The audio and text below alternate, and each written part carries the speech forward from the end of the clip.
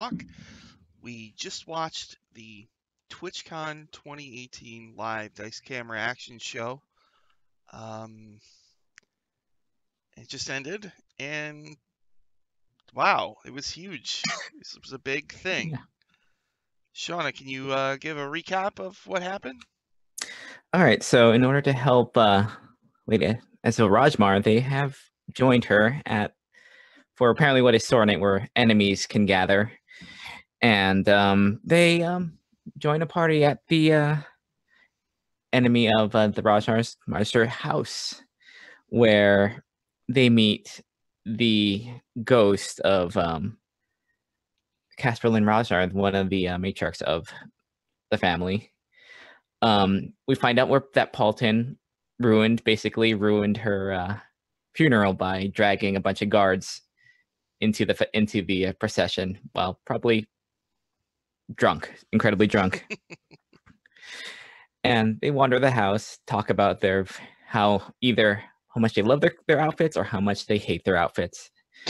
And they meet two hunter brothers, like hunter of vile creatures, also vampires, Dagmir and Balthazar.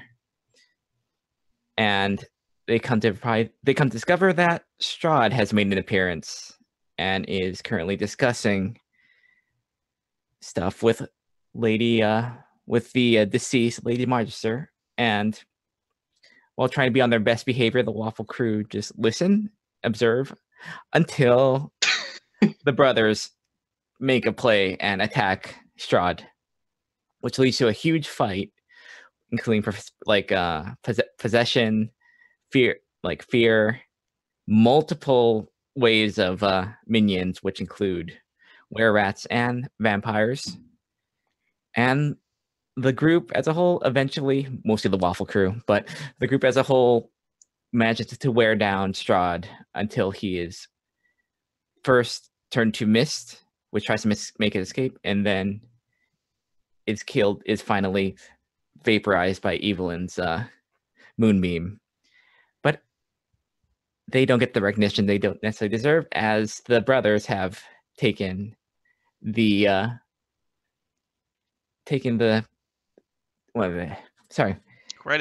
credit. Yes, that is the word. Taking the credit for killing the for killing vampire. Strahd. When they couldn't roll like above a 6. They couldn't roll above a 6. But so they make with the guards, the city guards coming from. They couldn't put shackles on Strahd No. when he had a silver chastity belt. Yeah. Yeah. Couldn't do it. Yeah. So the group basically pieces out before they get in too much trouble from the city guard, and all parties go their separate ways. Yeah. And at the end, the mysterious Black Viper, who knows what her real identity is? Who knows? I've never seen that character ever. No. The mysterious Black Viper stole jewelry and a key. What was the jewelry and the key? Was one of them one of the two items that she wanted from that Strix had her on her? The hand and the Yeah, she wanted the beholder eye stalk. Beholder eye stalks, but I didn't catch the jewelry and the key. It wasn't one of Diat's keys, was it? No, it wasn't. I don't think. I don't believe so. I don't believe so. I think they said it was. Yeah. Unless keys, she's referring to the magic keys, which are the hand and the eye stalk. I think it'd be those. I could. She doesn't. Oh, so yeah, anybody in the chat, go ahead. If you post anything, it'll appear on the screen. We'll try to address your comments and questions if you have any as we go. Roddy Sniper, how you doing there? It's okay. They can have credit for killing that Strahd. Good point. There's still another one in Barovia. Yeah. Right? Is there? Is there? There is. I think there is. I think that one exists because they left. It's a demi-plane. It's true. The dark powers would. I don't know how that would work. Because the it's really weird. This Strahd was out of Barovia, was in Faerun when they went back in time, and that stuff, as far as I know, didn't affect anything in Faerun. So double occupancy possibly in Ravenloft until then. Scotty asks, has his realm of dread collapsed now? Okay, let's see if I can see if I have this straight. So the Mhm. group went to Barovia. Yep. They dealt with Strahd. They put him in a doll, right? Yep. They took the doll to the Forgotten Realms. Mhm. They gave, and so that doll ends up getting stolen, and it's in the Shadowfell. Blah blah blah. But Yeah. while that's out there, at some point, the group travels back in time to Mhm. Barovia's past when Strahd is still there, right? Yeah. And horrible things happen, and a bunch of them die or whatever, and Strix lives there for 50 years, Mhm. and then brings them back to life. And there's another Strahd, an alternate Strahd, running that Barovia, and it's still, and that Strahd we know, I think, is That's still there. that Strahd might be stronger than this Strahd. This is why time travel's weird. Yeah, because Should they be. fought this Strahd at a higher level, Mm. and that was the Strahd that actually did stuff to them. This Strahd kind of just pestered them and like tormented them, didn't actually kill them. So This Strahd was acting pretty cocky, Mhm. and I mean, he shouldn't yeah. have been. I think I don't know. I read an article a couple days ago about like giving your party low level or like threats that used to be threats to them and Mhm. throwing them at them at higher levels just to like show them how Mhm. far they've come. Yeah. And like Chris's whole thing that he said to Evelyn, like looking around at how much your friends have done since last time. Mhm. I think that's what this was, you Mhm. know? Mm. Like it was to show this big villain that they've been scared of forever. Like he's chump change now compared to Yeah, them. they like the difference between like that that campaign's like it's to 9, right? Yeah, Yeah. something like that. The jump from like 9 to 11 is pretty intense. Yeah. Like judging by the amount of like I mean, damage that just Evelyn was doing on her own with her like yeah. massively powerful like smites and A lot of classes get like so much at level 11. Yeah. yeah. It just boosts you way up. Hmm. Scotty points out that Chris didn't have Strahd use any of his legendary actions, which was interesting. That's a good point. Sniper says, I think part of the lack of legendary actions and his overall weakness could have been pointed to Strahd not being in Barovia and away Yeah. from the source of his power. Yeah, I think you're right. And I kind of wonder if like Chris was thinking, I have 2 Strahds, so I can use one for whatever I want, and it doesn't Mhm. matter. So maybe Yeah. he Maybe. just kept them in his back pocket until he could use a Strahd for a special occasion, Mhm. which was this. And you know, this live show, they tried when Anna was on Waffle Talk one time. Yes. She talked about her ideas for um, doing live dice camera actions. Now she had a lot of new ideas, Mhm. and Anna works for Twitch, and so she Yeah. probably set most of this thing up. Yeah. And so we got to see today what those ideas were, and it was like really crazy, right? Considering like the last couple years for the live shows for like Twitch have been just at the table. This has been like a stage play. They had multiple locations, a backdrop, Mm-hmm. music happening, Yeah. and everyone got the costumes that everyone wore were incredible. Mm-hmm. On point. It was kind of like, well, for people who might not have seen much or whatever, or haven't seen it, basically there was the Sirenscape guy was there doing music and sound effects. Mhm. Everybody was wearing a costume. This was on a stage in front of a crowd. They had props. They had sets for 3 rooms that they Mhm. went to inside the manor. They brought in 4 guest stars Yeah. that they seem to kind of have planned out. I would imagine it was something like, okay, we're gonna have you on stage for 10 minutes, and you on stage, you know what I mean? And like, Mhm. but then whatever happens, happens. And it was weird because it was a little more like improv theater than your Mhm. traditional live D&D show. I want to know what everybody thinks about that. What do you two think? Did you Go like it, first. or do you prefer the Acquisitions Inc. approach? I for like stage shows like this, I appreciate it. I have a lot of fun just because it allows them to kind of get more like that level of immersion that you can get from like a LARP or stuff like that. Because you can see even with Paulton and Strix, they were doing things that they wouldn't normally do, like tear at the clothes, and Paulton was kind of like wandering around and kind of hiding. And those things I think you can't necessarily get from a tabletop thing. It just it adds an extra layer to it that for like those special like events, and it kind of makes it something that would be actually fun to that would be super fun to like come and watch. Because I mean, I've seen like the their live shows, but like man, like this, it would be a lot of fun. Oh yeah. What'd you think? Yeah, I agree. Like being able to add like that whole physical level to playing your character, like it's something I've thought playing on stream versus playing in person. Mhm. You know, so that's definitely freaking awesome. Oh god, my mind went blank. I think that it was pretty freaking rad. Yeah. It was like an improved version of the Stream of Many Eyes sort of escape Oh. room-esque type of thing they did. It was kind of like the regular thing mixed with that interstitial thing they did during there. Yeah. Yeah. I loved it. It was pretty cool.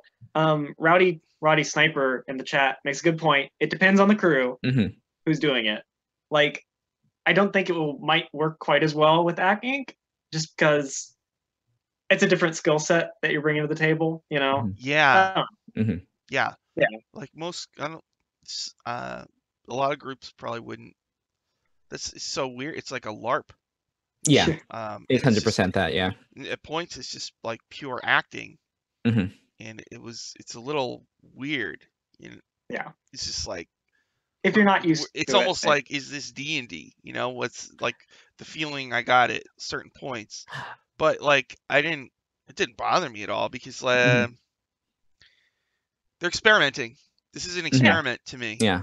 And it's fun to be a part of a time when they're trying to figure out, they're perfecting. I mean, it's all new. So this is the first stab at something different, and I really admire like just that they're willing to try this, you know. Instead, they could have just sat at a table and rolled dice, but I mean, they put time and money into this. Yeah, like, really. A lot. You can tell a lot of thought went into this and a lot of work went into this. And for a D&D show, you don't have to do that, but they did. And it was weird because like you could sense the crowd didn't know what to make of it in the beginning. These shows are funny. Those live shows in the beginning, it's always like it takes a while for everybody to get comfortable. Like the first 45 minutes are awkward, but then it's like, especially in this one when they got into the combat, that's when it was just like, and then it felt like, okay, now everything's together. And it was like, okay, this is pretty freaking cool. So as the show went on, I felt better and better about it. Like, this is really awesome. Yeah. They had dice stations. Yeah. So no matter where you ended up, you could roll your dice. It seemed they picked up from like the Acquisitions Inc. thing, because that's something I've previously really seen only in those things, those related things. And I think that's and having everything like like having not everyone having books, just be on these D&D Beyond. They could just take what is basically like iPad or a iPhone around, so they don't feel like tethered to having like a sheet with them physically all the time. And Alcapan, you watched from Chile. That's freaking awesome. That you I guess it's on at a good time for you. That's really cool. People all over the world are watching the show. People from Australia, whatever. It's definitely a thing. It's really fun to to be a part of it.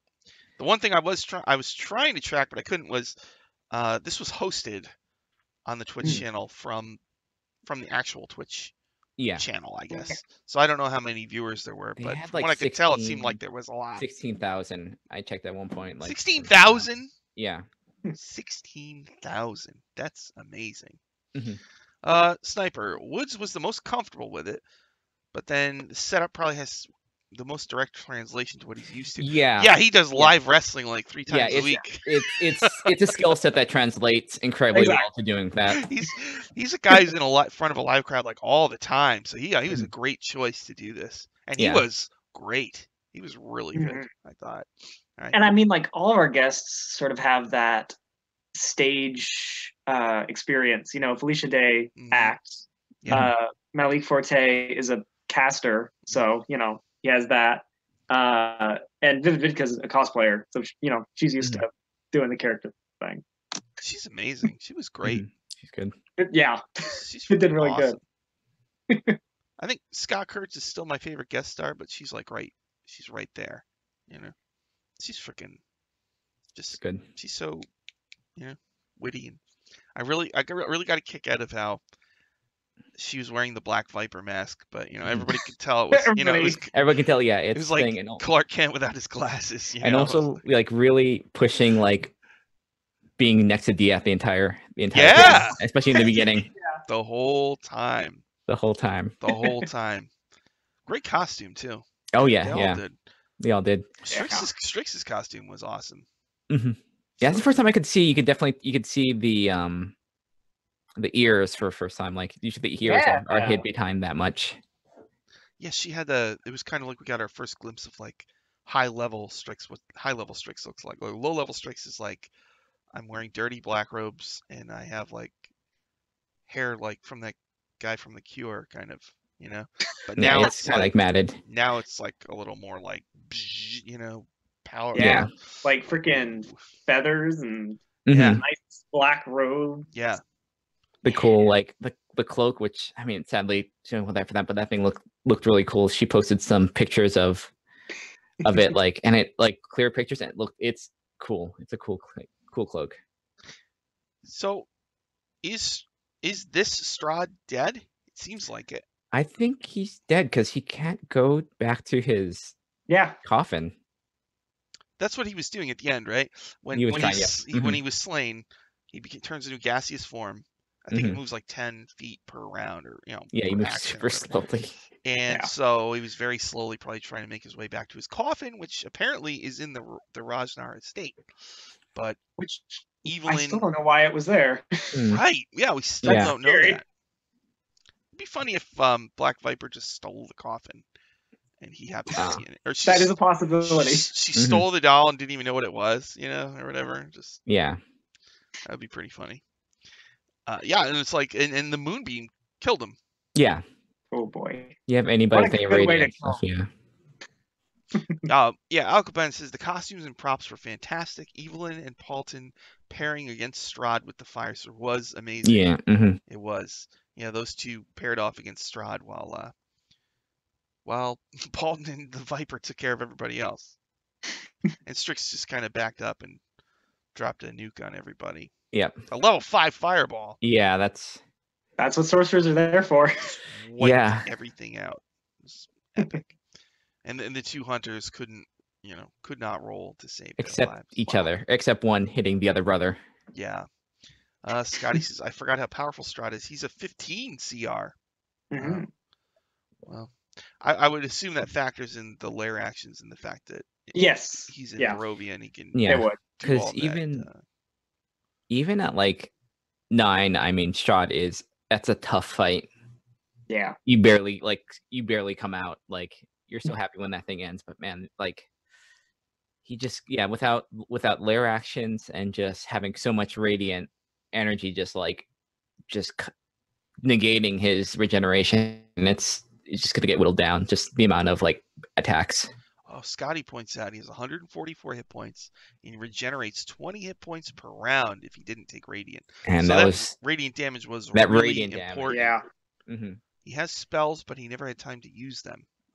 Yes. It's hard with like they're all kind of clustering against Evelyn, who like makes saves like so hard and like negates straight up some conditions. So you know what else was kind of impressive?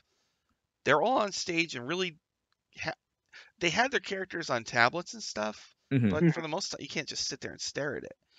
They knew their characters pretty well without looking at their sheets, which was especially like impressive. Like especially like Nate, like how far he's come. You know, he was running his character, not looking at his sheet, and Evelyn, like Anna was like, I mean, she knew the aura is so easy to forget. You know, Yeah. those little gimmicky things that paladins have Yeah. and other people have. You have a +5 if you're within 10 feet of me. That gets forgotten like all the time. Yeah. But Although she was all over it. she uses that constantly though. Like she uses the aura. Like Mhm. she's very mindful. She's probably the most mindful like paladin I think I've seen in a while that keeps track of like the aura. Like just knows just off the bat you have an aura. Lord knows the paladin in my home game never makes me forget. Every second. Yeah. Oh, I can't be charmed. Okay. Well, Like, shit. I like definitely when I saw Evelyn like Anna walk over somewhere and I realized she had wings on her boots. Yes. I Yeah. was like, Yeah. this is crazy, man. This is crazy. Lovely. Yeah. What's cool? I love the idea that Evelyn still wears her winged boots even Yeah. going to a party. That's so lovely. Mhm. Oh, why wouldn't you? I mean, true. Yeah. I would. Right? Yeah. Why? It's a good conversation starter. I mean, Yeah. it's such a good item for as low level as like how it's rated. Like it's an uncommon, but it's so good. Wing boots are so nice. Scotty says, "Who made their sword props? Them having buttons and lighting up animations was a nice touch." I don't know. Freaking awesome. No. Scotty says Strix had one of Deanne's keys on a necklace. Yeah. Really? First, one of the first thing I Yeah. noticed was that Alright, key. because he gave her one of the keys from the key Yeah. room. That's one thing we have not seen. You know, this is funny. All right, we've not seen Shemeshka in a long time, right? Mhm. No, we haven't. I would be very amused if there's a live show and Chris has to wear like a furry costume to play Shemeshka. Uh, I would Nice. love to see that. nice beaded dress, razor fine crown. Yeah. That would be He'd so kill funny. Yeah. That would be Kill really funny. Shemeshka, like, you know, to me, like the live shows are a time where you bust out your coolest stuff, and that's Oh, yeah. Shemeshka's one of the coolest things on the show, Mhm. and she's not been around in a long time, Long time. so it definitely seems like that's something I would die laughing if Mhm. he's walking around in Sniper. The wing boots were amazing, especially since they flapped as she walked. That's What? made me I didn't mad. notice I that. didn't notice that either. Dang. It was like yeah, it was insane how cool that was. Yeah, and a crown. Yeah, Shemeshka's got the blue dress and the crown made of razor vine. Yes, Yeah, she does. which is awesome. Yeah. So yeah, they never did solve the mystery of who killed Lady. What the heck was her name? Margaster. Margas. So yeah. And as soon as Chris mentioned it, I looked it up. I found something interesting about House Margaster. On the first line of their Forgotten Realms wiki page, it says, House Margaster is a prominent Waterdavian noble family with ties to Asmodeus. Oh. Yeah. Oh. So maybe they have something to do with the Castellanters, who also might have something like that, Mhm. Oh. Crazy. which is interesting. She suspected it was one of her own relatives that killed her. But Yeah. they didn't know which one it was. Yeah, which, given, I mean, that's like devil politics 101, I Yeah. guess. So it would make sense that, a family of devil worshippers would. Do you think Chris meant for this to be a murder mystery session? I I don't think maybe that was one of the options. know. Because as soon as they Depending on saw where they want to Strahd, go. it just Despite the. It wasn't even them. It wasn't even them. That's true. That's true. It's so funny because that's so like D&D. The DM sits down like, okay, we're gonna do a murder mystery, blah blah blah. You sit there and you prepare for the mystery and clues and blah blah blah. Then you play and immediately the group tries to just kill somebody. And... Yeah. Because I it's like because you set up these rules. Yeah. This is a festival where your peace. enemies get together Yeah. and you don't attack each other just on this one night, And of course, in D&D, the players just be like, I don't care, I'm just gonna kill him. Yeah, it's funny because I saw like a product a while ago for like D&D Clue. It's like, how does this work? Does someone just get mad and just like decide like, no, that person's evil. We got to kill them. D&D One Clue. body turns into like 30 bodies, and they think they're okay. Who gets killed in D&D Clue? And then, I don't know. Everybody that's not a player. I think they came out with a D&D Clue in 3rd edition where like the party's in a wizard's tower and one of them's a doppelganger or something like that. Oh, I think Yeah. that's a cool that idea. was a while ago. That was like Yeah. 2003, That's a cool but idea. you know, it's Yeah. pretty cool. I was thinking like they would use all these famous NPCs or something, but that's a That'd pretty be cool pretty idea rad too. actually. Yes, they There never was an Elminster book like that, I think, actually. really. Yeah, with like all the wizards in a house. Like Elminster was there, Manchun was there, other powerful wizards in the Forgotten Realms, and like someone was murdering them. I think that's the plot of the book. I don't remember the name or anything, but Laeral Silverhand might have been there. That sounds weird. It does sound weird, yes. That Yeah. sounds kind of like Halloween Resurrection. I've been, it's almost Halloween, so I've been watching horror movies, and Halloween Resurrection was like, God. it's like the reality show. Oh no. Yes, was bad. I'm well aware. Is that the one? Is that the one where Busta Rhymes Busta Rhymes is like in it. fights Yeah, Busta Michael Myers? Rhymes Yeah. Oh, I remember fights that movie. Michael Myers, and that was the last one before they did the reboot. So I think, Yes. yeah, and I It was. I read something about John Carpenter really hating that movie. So I mean, yeah, only Sniper Halloween Resurrection. Only Busta Rhymes is playing Elminster. all right, that's fine. He could That's fine. rap out his spells, maybe. That would be rad. Oh, Scotty says, have any of you played the Castle Ravenloft board game? It's a Mm-mm. blue I have not. Dracula. No, I've heard those games are good, and you can match them all up together. Yeah, I've and never- yeah, Fartigan. Yeah, there's a Ravenloft board game came out. Yeah. Gosh, it was 6-7 God, years yeah. ago, something like that. That There's There's I think bunch they've of come out them. with a board game for each of the adventures now. So I know there was a Tomb one and there's a Dragon Heist one as well, where you Yeah. play as the villains. There's a Yeah, they're like sorry, go ahead. 4E. Yeah, for Yeah. like I know that there's a computer game version of the Tomb of Annihilation board game. And Mhm. actually, if you guys are members of Twitch Prime, they give you free games and stuff. I got that as a free game on Twitch Prime, and it was awesome. It was a pretty Awesome. fun game. So if you guys are on Twitch Prime, you should definitely make sure you check the free stuff. Some of it's like, I don't know, I don't play Fortnite or whatever, but there's a lot of Fortnite stuff. But yeah, there's all sorts of cool stuff. Oh, Fartigan, you were absent during 4E. Oh, okay, well then. 4E was pretty rad. I almost, those board games were cool partly because they come with D&D miniatures. They're unpainted, Yes. but you get a big pile of them. And I think the board game is like $60, and you get like 20 or 30 minis. So it's sort of like, if you're okay with unpainted minis, you could buy it just for the minis. And then you have all those tiles and stuff. If you paint them, yeah. I You just can paint however you put want. a layer primer on them. Just here we go. It's the thing about painting minis, though, is it takes so much time. I have a Demogorgon mini that I've had for like 3 years. I've never painted it because I'm afraid I'll mess it up. I have multiple like 3 bristle brushes that I use for eyes and stuff like that. Oh. I used to pay my friend to paint some of my minis for me for my games, but even then, I mean, it takes so long to paint one. Mm-hmm. So it's not. I mean, I was envisioning this thing where I could buy unpainted minis and just hand them off to people to paint for me, but even that takes a long time too. So. It takes a while, yeah. But you get a bunch. This little process layers. I do have a big Loth mini made by Reaper.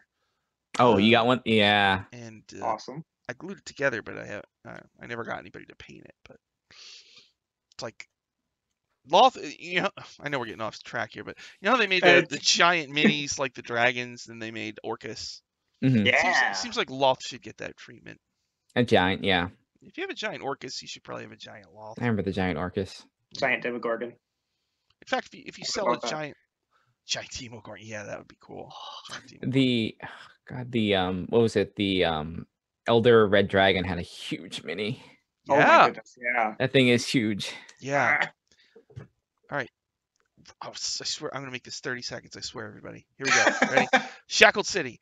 I ran it about 10 years ago. And in it, there's a red dragon called Hookface. It's a stupid name. So I had this crazy guy running around talking about Hookface.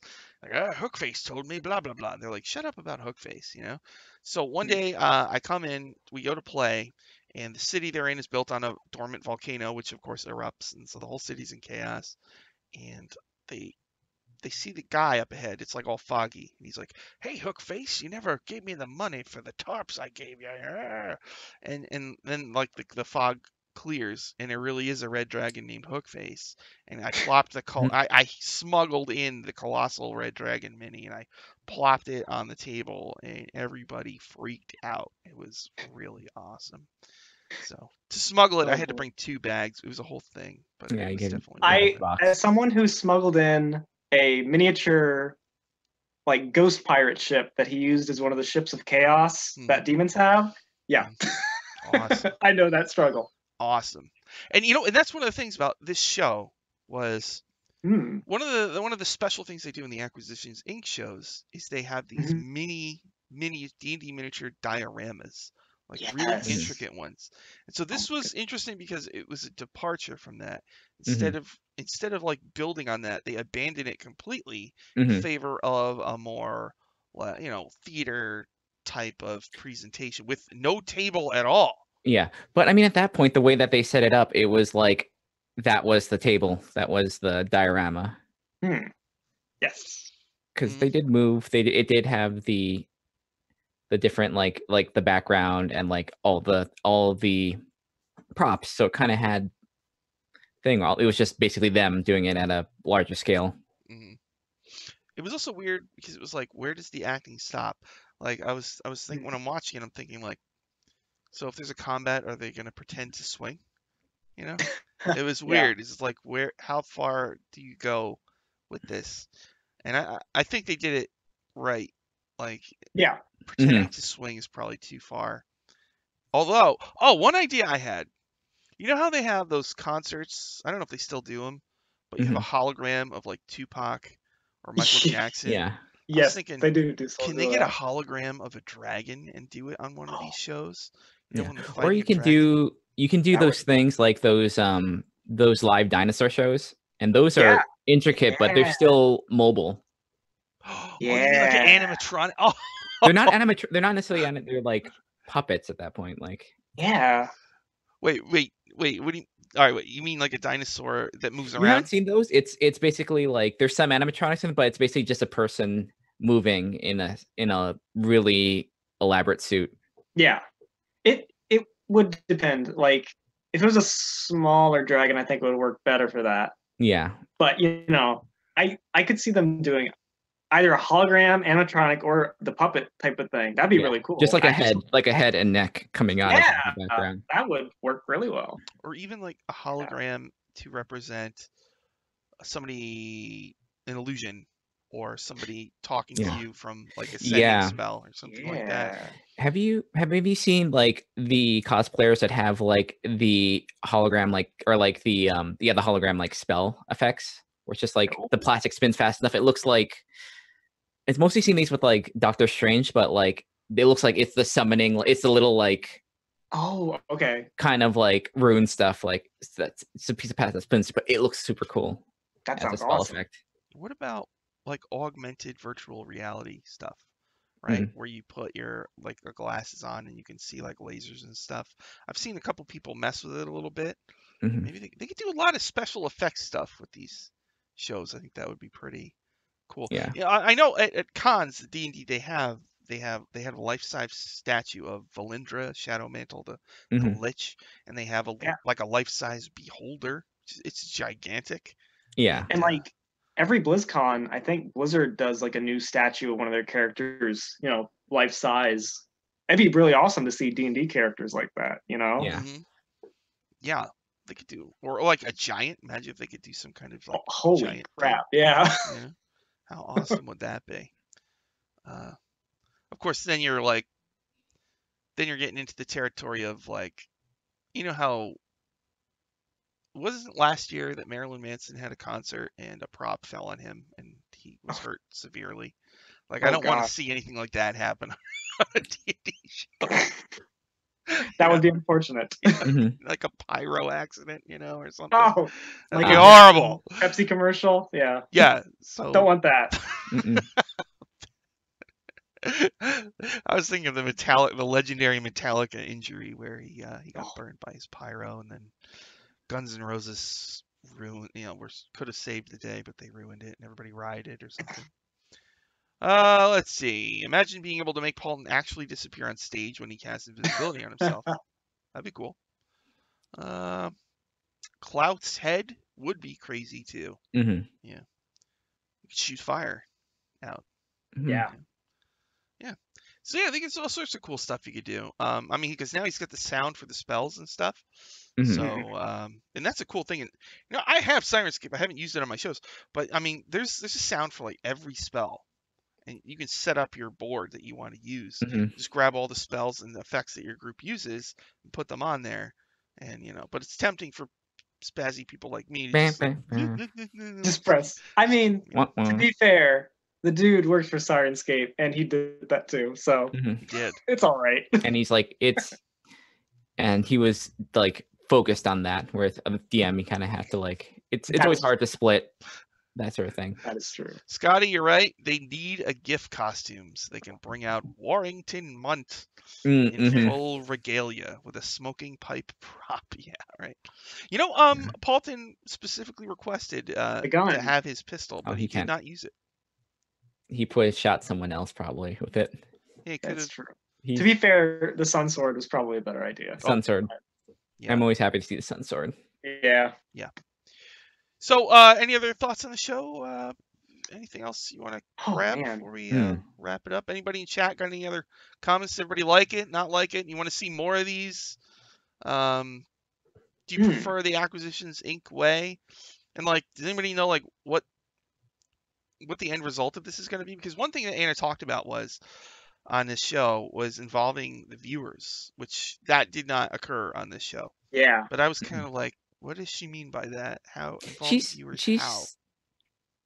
definitely tried to do that a few times. I know they tried to do something like that for the last year's Unplugged, which is to like throw like little frogs up on stage.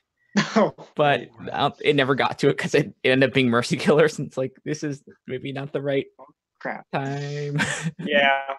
But yeah, that's it. When Anna was saying that back when she was on, I was almost thinking like, almost like they do in like live, like talent show, like America's Got Talent or American Idol, where they have like, put in your votes now or stuff like that. Mhm. Where like, if it was on Twitch or something, they could have a poll that the audience could like go into, like, what does the party do?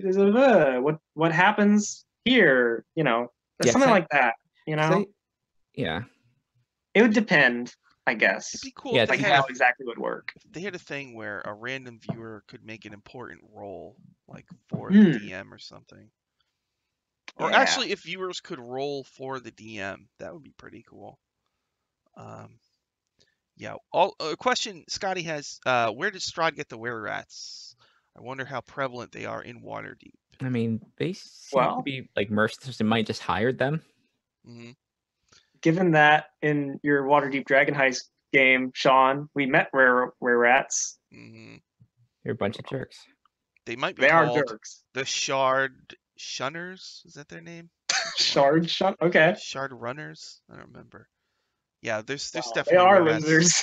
There's definitely were-rats, but it's like, how did Strahd meet them? Yeah, we don't really know the timeline of how Strahd ended up here, how he got free, or I mean, vampire spawn. That's pretty easy. He can just make vampire spawn, but he always seems to end up with like flunkies that are lycanthropes, which is weird. But I mean, he could it goes back to the whole vampire thing, I guess if you children of the night. Yeah, but if he had to hide in the sewers, he would probably run into were-rats down there, and he's Mhm. stronger than them, so he just forced them to do his bidding, I guess. True. Yeah. I don't know. Yeah. So it was a good show. Thought it was Yeah. really good. Lycans make for great minions. Yeah. Coyote Trickster, they have something like that on the C team. Mhm. There are audience polls. Bits for special it's stuff that works That's like right. like the Waffles Inc. thing where they get special abilities, or Yeah. every once in a while the cauldron gets filled with something, maybe bad happens. Hmm.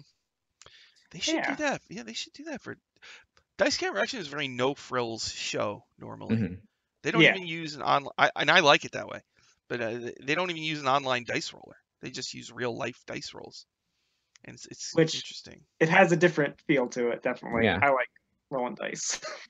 It seems like they could do like Acquisitions Inc. does, where you make like people can donate and you make a bar, and then Yeah. something special happens when the bar goes all the way up. I guess Yeah. I kind of like it the way it is, I guess. But just in terms of like, if you were going to do that for charity, Mhm. that seems like, why not? Yeah. You just have it always going, because they could rack up a lot of money, I bet. For I mean, what, they get like 1,500 viewers every week at least, and sometimes it Mhm. goes way up. And this show, what, had someone said 17,000. Mhm. So you can, can make money. Although they're already making money off our subscriptions, I guess. Yeah. True. All right. Although, yeah, it's. Anything else anybody wants to get off their chest before we wrap it up? Mhm. Nothing in particular I could think of for me. Yeah, I'm just hoping that like stuff like this, stuff like the stuff they did at the Stream Many Eyes, like hope they experiment more with it, because they've definitely taken like that Yeah. Sleep No More aspect to it. They've taken like a LARP aspect to it, and I hope they eventually, they keep trying, see what works with these sort of things. This isn't relevant to this episode really, but Mm-hmm. I do want to ask you guys what you think is going to happen next time. Do you think they're going to go to the Vault of Dragons now that Esvele evidently has the keys she needs? I think we're getting there. We're close, or at least at max a few episodes away from that. But I can definitely feel like the next step happening very soon. How many episodes into the season are we? We are 15. Really? Is that it? Dang. That Or seems not, a lot I mean, we're more than that, but I think we're on 115. So we are, I think, like, we're like almost 25 or something like that. Or okay. maybe, I'm not sure. It's I a forget where lot. the season began, but It's a lot. we're getting there. Yeah. And Yeah, Man-Made coming out. Coyote soon. Trickster, the Waffle crew was very 25. optimal. They really were. They were. They're not Mhm. suboptimal anymore. As we saw versus Straw. Yeah, I think the time that they've not had any like dire circumstances happen to them has kind of calmed them down a little bit. Yes. Like they're more cohesive, I think, now than before they came back to like Waterdeep. What I like is when Chris runs this, he doesn't scale the city. So like when the group goes there, a guard is still a guard. In some people's campaigns, Yeah. it gets harder as you gain levels. Mhm. But Chris keeps it where it is. So a guard's stats don't get beefed up. He keeps Which the makes stats sense. the same, Yeah. which is like really nice, because it can kind of feel like, what's the point of leveling if everything's Yeah. always the same amount of challenge? Yeah. So it's really cool that he keeps things the same, and so the group feels different now. Yeah. They're 11th level, and most people are, have like guards. What guards have, like 20 hit points, 30 hit Yeah. points or something. Yeah. I mean, Yeah, they're in a place where you can definitely feel like that power dynamic happening. And like the Zentarim agents are very low level. Mhm. So Yeah. like if you get like 20 Zentarim that attack, Strix could just drop one big fireball It's like the and kill bugbears. all of them. There in were one like shot. so many bugbears in the basement, and they just got lit up. Yeah. That was cool. And Chris did it. And like, it's sort of like Minions in 4th edition. Like, I remember Chris talking about it in his DM's experience column. Like, you can throw all these things at someone and make them feel really powerful by having like those minions that they can just knock them out. Mhm. Yeah. It's cool. It was really cool. But it's weird because like, all right, so they're 11th level. And if Yeah. we're going all the way to 20, Yeah. what's going to be like once they hit 17 or 18? I mean, what's Yeah, that's like going to that? be interesting. I've never. Because we're getting to the point now, and for me, once the game hits like level, I think I mentioned this the other day. Once the group hits like level 13, it feels weird because they're so powerful. Yeah. And it's like you're in sort of like uncharted territory, It's true. because they can do so much, and it's just hard to, because they can circumvent, like regular adventures jumping across a pit, that's not a problem. And then Yes. a lot of adventures are just about, a lot of campaigns are about traveling a long distance, and that's, a high level character can instantly go where they want to go. Just gate there. Yeah. So it's Instantly. totally different thing. It's a more like complex game because it's like they are powerful, but they're also like at that point they can be a little bit reckless because they can just do whatever they want. And like and it's also maybe the level, depending on how you play it, they feel that responsibility that they necessarily didn't have when they were like 5th or something like that. Because they can't really feel it now that the Waffle crew has more to deal with that's not combat. Like they deal with the family, they deal with. It's true. Which I think that's always been part of D&D. You know, when you get to higher levels, you get a stronghold and followers and just all these relationships that connect you to the world where, you know, at first level, you're just a vagabond wandering about, you know. But once you get to that level, you have like a name, people know you, you have friends in high places. Or you have friends in lower places that can be hurt while you can't. Exactly. Like those Waffle kids can be. Those Waffle kids are not safe wherever they are. That's when villains stop threatening your party and start threatening their friends. Yep. Scotty and Fartigan both think that once they hit level 15, they'll be doing a lot of Planescape stuff. I mean, yeah, there's that's definitely one place that's made for like higher level stuff. That's the level of threat and the level of like adventure. Like you're dealing with gods at that point. I feel like probably the biggest thing looming in the whole campaign is Diath's soul. And whatever's going on with Lathander and Monitor. Yeah, I think that one's coming up relatively soon, probably a little bit even before or after the Vault of the Dragon stuff happens. That's true. Last episode we got the mention of Evelyn going to meet some fancy Lathander guy who came to the city. So maybe we'll get fallout from that. There's like a checklist of things of like dangling plot lines. I'm looking forward to all of them. They could spend the rest of the campaign just dealing with each one. Yeah. And I hope someday that Binwin is brought back to life. Can't just leave him dead. They just all they have left. All they have left is Jim. They gotta get Jim. They gotta get Jim. They do. And then Jim dies again. Yeah. It's weird that they haven't had Jim Dark Magic on the show yet. Yeah, you know. It took all the way to this season to get Omen and Benwin. So yeah, because I mean that's the person that like. It's funny watching everyone be nice to Omen other than Diath, and it'll be the opposite. It'll be the same thing with Strix. It's like everyone's like, oh, everyone might think he's cool except for Strix, who's like, the hell is this guy? This guy. Oh, Fartigan, you're right. Mygara, that's another big huge one. Yeah, that thing's. It's weird. It's not even being really resolved. Like the dwarves are saying we want compensation, but Mygara's still out there, right? Yeah. So it's like maybe who knows? Even if they get this treasure and they do give it, even if they get this treasure and they do give it to the dwarves, Mygara's still gonna be out there. But okay. Here's a question.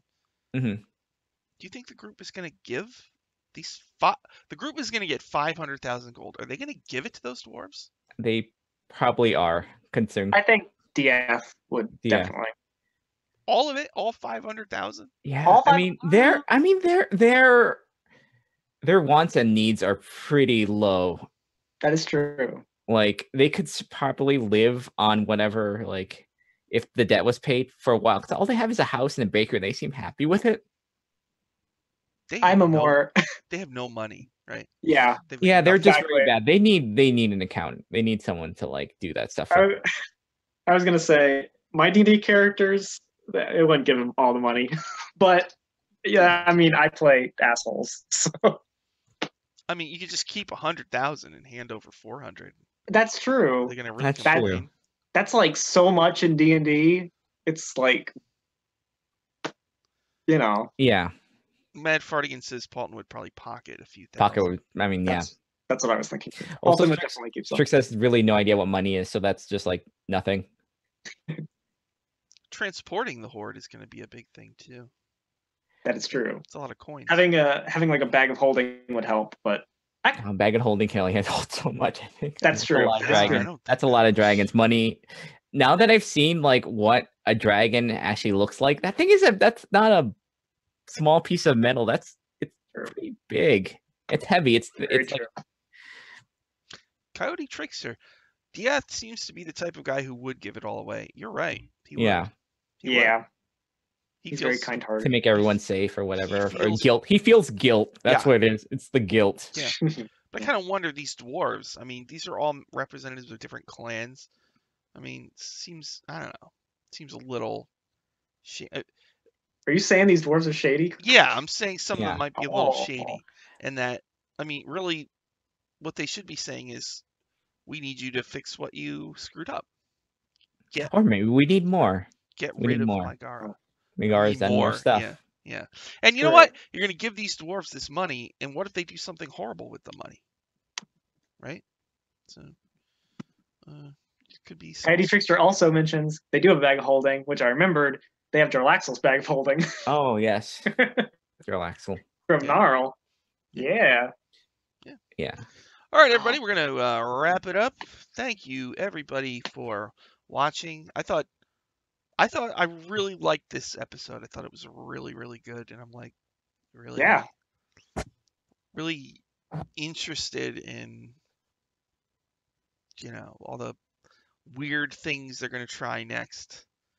Because I really like that they're not complacent, and that they've got a ton of ideas, and it's just really fun to see. Like, we had this live show, and it's like, I didn't expect any of this. Yeah. Nope. None of it. Yeah, Not no. like this at all. They put so much. I think that's one of the things I like so much about the show is that everybody's so into it. Mm-hmm. It's a campaign where they actually enjoy just playing in it. It's because sometimes campaigns sometimes can feel like a real drag. This does not feel like that at all. Every single one of them seems like this is like a thing they look forward to every week. Mm-hmm. And it's like, and it's cool because I think they get paid for it. So it's like they enjoy their job, and it's very heartening where it's like they're getting paid to play D&D, and they love it, and it just bodes well for everybody. Acquisitions kind of blazed the trail. Now we've got this show that's kind of, I mean, this is, I think, the longest running online campaign that I know of. 115 sessions. That's and they're like maybe a little past the halfway point. They'll hit episode 200 easy. Yeah. So it's just we're gonna end at 160 by the end of this season. So it seems like maybe years from now this will be like a legendary campaign.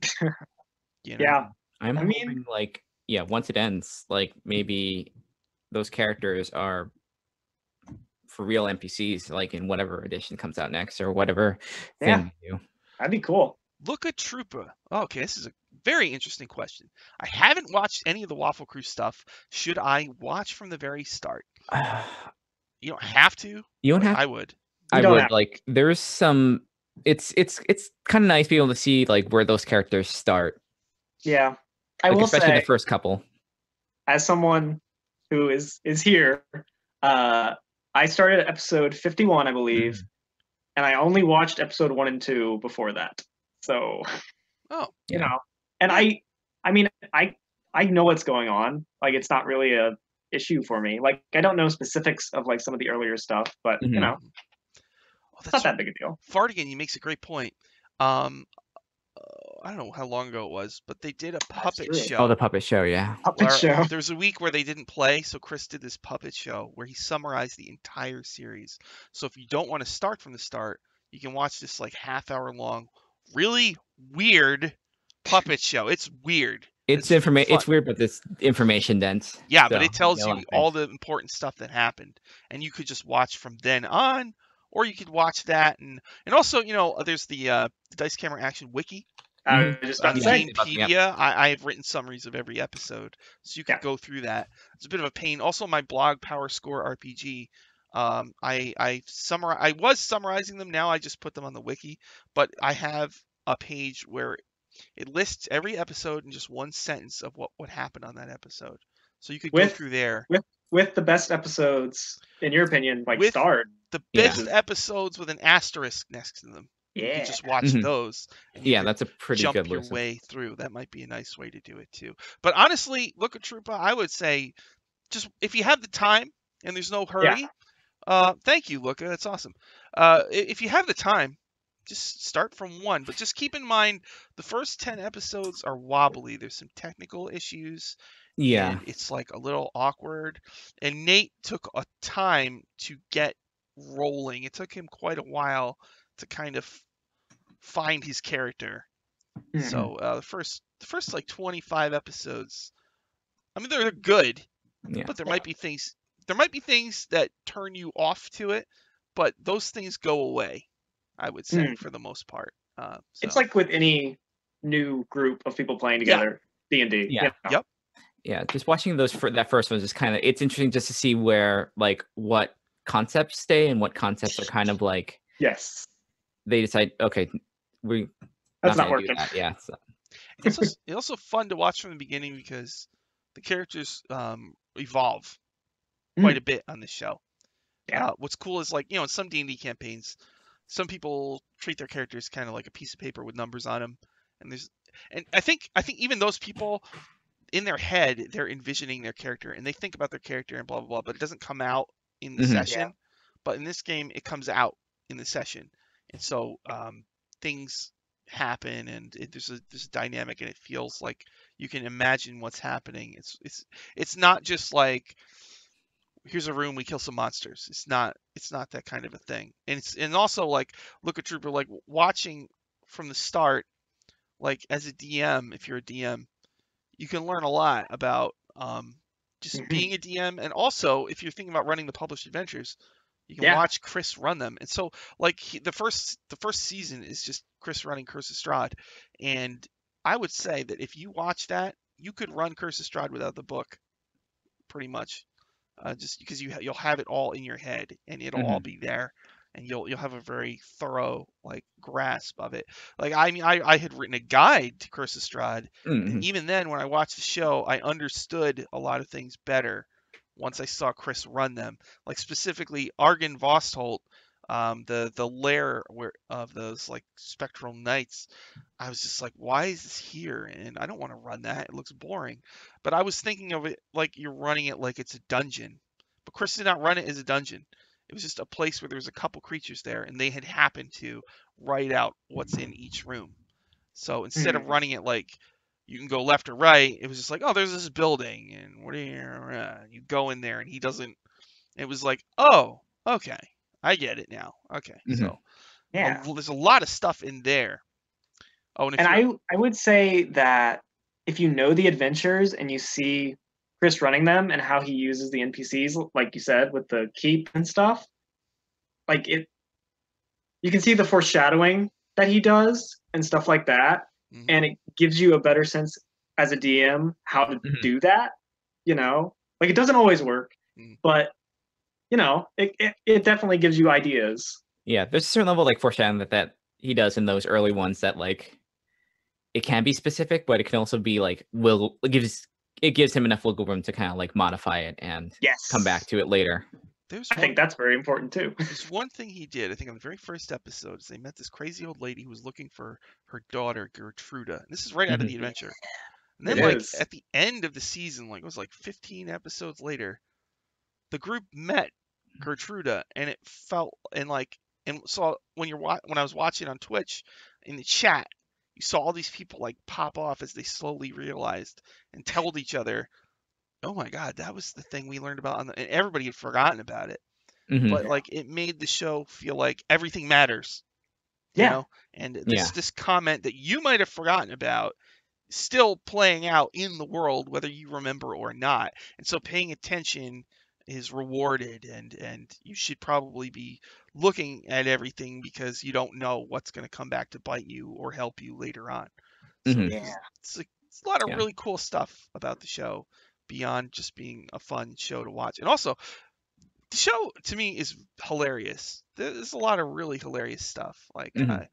And like Evelyn cracks me up. There's episodes where I just died laughing, and I don't laugh out loud at like Yeah. TV shows and It's stuff. it's a good mix. I think it's as far as for me at least, the show that kind of mixes that seriousness with like the humor the best, because they can switch really fast, but it doesn't feel jarring when they do switch, or when they have a really sad episode. Yeah. All right, peeps, we're gonna wrap it up. I don't know. We don't need to do plugs. We'll save that for regular. Do you want to do any? I don't know. You got any plugs, Shauna? Just Hell's Rebels Saturdays on Power Score RPG at 6:30 Eastern time. Yeah, and on Power Score RPG on Saturday at 3 p.m. Eastern time. We're doing more Deep Dragon Heist. Don't forget, Waffle Talk's going to be on this Thursday. Yeah, I think as far as I know, there's going to be a regular episode Tuesday. Yeah, they're doing another one Tuesday.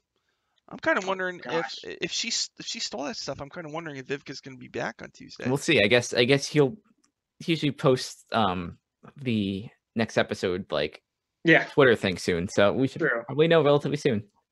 Oh, thank you, Fartigan, Coyote, everybody in the chat. I really appreciate all of your comments and questions. It really makes the show a million times better, and I really appreciate that you jumped in tonight on short notice. So, thanks everybody. Oh, tomorrow I'll be on the Greyhawk channel as a player. I'm playing my Paladin Neil. That's at 1 p.m. Pro Restarter is running it. I think he's a really good DM, and all the players are really good. So if you got time, check it out at 1 p.m. Eastern tomorrow. So thanks everybody. Gonna have to hit the button here, so let me set that up for you. Everybody just talk amongst yourselves. Yeah. Yes. There it is. All right, let's see. All right. Bye, everybody.